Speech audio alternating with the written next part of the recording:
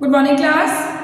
हम पढ़ रहे हैं आपकी विज्ञान पुस्तक का द्वितीय पाठ राजस्थान की रजत बूंदें।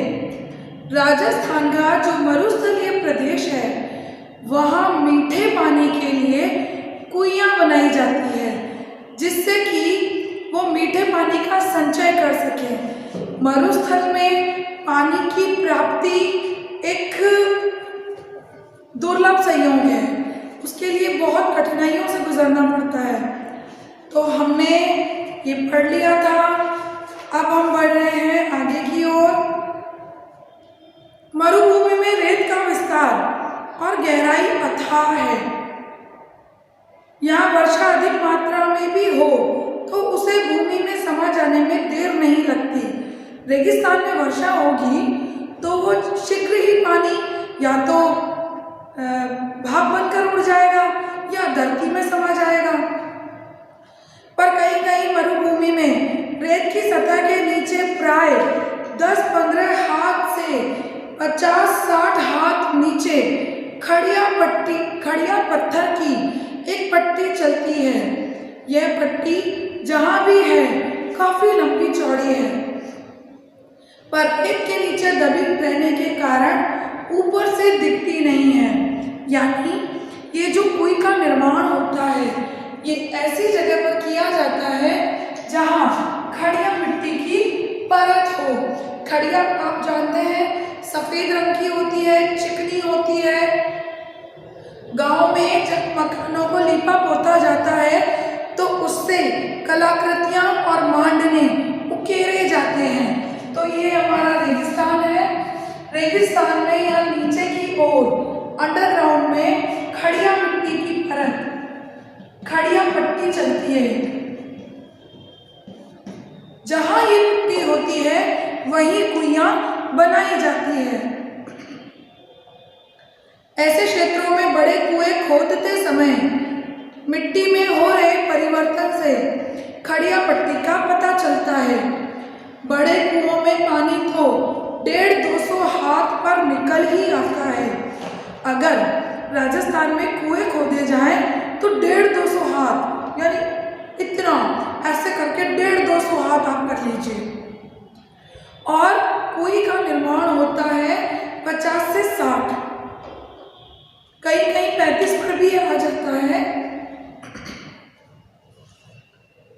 बड़े कुओं में पानी तो 150-200 हाथ पर निकल आता है, पर वह प्राय खारा होता है, इसलिए पीने के काम नहीं आ सकता। बस तब इन क्षेत्रों में कुइयां बनाई जाती हैं। यदि कहीं पर कुएं बना लिए, उनसे मीठा पानी नहीं निकल रहा तो वो पीने योग्य यदि नहीं है तो वहां कुइयों का निर्माण किया जाता है। पट्टी खोदने में पीढ़ियों का अनुभव काम आता है। बरसात का पानी क्षेत्र में एकदम बैठे तो नहीं पता चलता कि रेत के नीचे ऐसी पट्टी चल रही है। मतलब ऊपर की सतह पर जो परिवर्तन हो रहे हैं या अनुभवी जो लोग हैं वो देखकर बता देते हैं कि यहाँ खड़िया मिट्टी की परत है या नहीं। उसी क्षेत्र में कोई निर्माण का कार्य प्रारंभ किया जाता है। यह पट्टी वर्षा के जल को गहरे खारे भूजल तक मिलने से रोकती है। यानी जहाँ ये खड़िया मिट्टी की परत होगी वहाँ पानी जब गिरेगा, पानी की बूंद बूंद जब इसमें समाएगी तो ये पट्टी उस जल को संचित करने में सहायता करती है। नीचे उसको नीचे जाने से रोकती है ताकि वो पानी गहरे जाकर खारे पानी में नहीं मिल जाए। ऐसी स्थिति में उस क्षेत्र में वर्षा पानी भूमि की रेतीली सतह और नीचे चल रही पथरीली पट्टी के बीच अटक कर नमी की तरफ फैल जाता है। तेज पड़ने वाली गर्मी में इस नमी की भाप बनकर उड़ने की आशंका उठ सकती है, पर ऐसे क्षेत्रों में प्रकृति की एक और अनोखी उदारता काम करती है। रेत के कण बहुत ही बारीक होते हैं। वे अन्यत्र मिलने वाली मिट्टी के कणों एक दूसरे से चिपकते नहीं हैं। आपने साइंस में मिट्टी के बारे में पढ़ा होगा, loam soil, humus soil, clay soil, sandy soil. उनमें जो रेतीली मिट्टी होती है, सैंडी सॉइल होती है, इसके कण थोड़े मोटे होते हैं और आपस में चिपकते नहीं हैं। जहाँ लगाव है वहाँ अलगाव भी होता है। जिस मिट्टी के कण परस्पर चिपकते हैं वे अपनी जगह भी छोड़ते हैं। जैसे काली मिट्टी के कण चिकनी होती है और आपस में उसके कण चिपकते हैं और इसलिए वहाँ कुछ स्थान खाली छूट जाता है। जैसे दोमट या काली मिट्टी के क्षेत्र में गुजरात, मध्य प्रदेश, महाराष्ट्र, बिहार आदि में वर्षा बंद होने के बाद धूप निकलने पर मिट्टी के कण चिपकने लगते हैं। कभी यदि आपने इस चीज को अनुभव किया हो तो वर्षा होने के बाद जहाँ इस प्रकार की मिट्टी पाई जाती है, क्ले सॉइल, चिकनी मिट्टी पाई जाती है, वहाँ यदि आप पैर रखते हैं तो वह आपके चप्पल या पैरों से चिपक जाती है और धरती में, खेत और आंगन में दरारें पड़ जाती है। यदि गीली होती है तो चिपकने लगती है और यदि सूखने लगती है तो उसमें दरारें पड़ जाती है।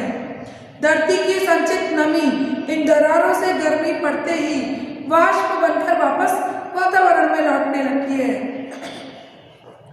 पर यहाँ बिखरे रहने में ही संगठन है।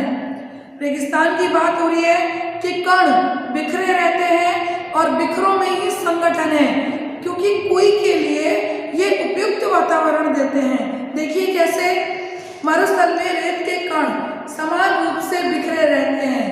यहाँ परस्पर लगाव नहीं है, इसलिए अलगाव भी नहीं होता। यानी जहाँ प्रेम है वहीं थोड़ी बहुत लड़ाई झगड़े या कहासुनी भी होती है। जहाँ लगाव नहीं है वहाँ अलगाव भी नहीं है। पानी गिरने पर कण थोड़े भारी हो जाते हैं। रेतीली मिट्टी में क्या होता है, जहाँ बारिश होगी उसके कण पानी से थोड़े और भारी हो जाएंगे पर अपनी जगह नहीं छोड़ते, इसलिए मरुभूमि में दरारें नहीं पड़ती। भीतर समाया वर्षा का जल भीतर ही बना रहता है। अंडरग्राउंड जो वाटर लेवल है, जो भी थोड़ा बहुत है, वो अंदर ही बना रहता है। एक तरफ थोड़े नीचे चल रही पट्टी इसकी रखवाली करती है, यानी ऊपर तो रेतीली मिट्टी इसकी रखवाली कर रही है और नीचे खड़िया मिट्टी की ये जो परत चलती है वो इसको हेल्प पहुंचाती है, सहायता करती है। तो दूसरी तरफ ऊपर रेत के असंख्य कणों का कड़ा पहरा रहता है। इस हिस्से में बरसी बूंद बूंद रेत में समाकर नमी में बदल जाती है। अब यहाँ कुई बन जाए तो उसका पेट, उसकी खाली जगह चारों तरफ रेत में समाई नमी को फिर से बूंदों में बदलती है। बूंद बूंद रिसती है और कुई में पानी जमा होने लगता है। खारे पानी के सागर में अमृत जैसा मीठा पानी। देखो कैसे ये रेगिस्तान है, रेगिस्तान में वर्षा हुई, यहाँ ये इसमें समा गई, ये वर्षा का जल इसमें समा गया और ये जो खड़िया मिट्टी की परत है ये इसे खारे पानी में मिलने से रोकती है।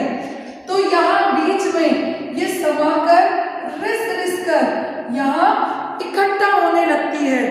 ऐसी जगह पर यदि कुई का निर्माण किया जाता है तो रेत के मरुस्थल में ये मीठा पानी प्रदान करता है। इसके आगे का भाग पढ़ेंगे हम नेक्स्ट क्लास में। तब तक के लिए धन्यवाद।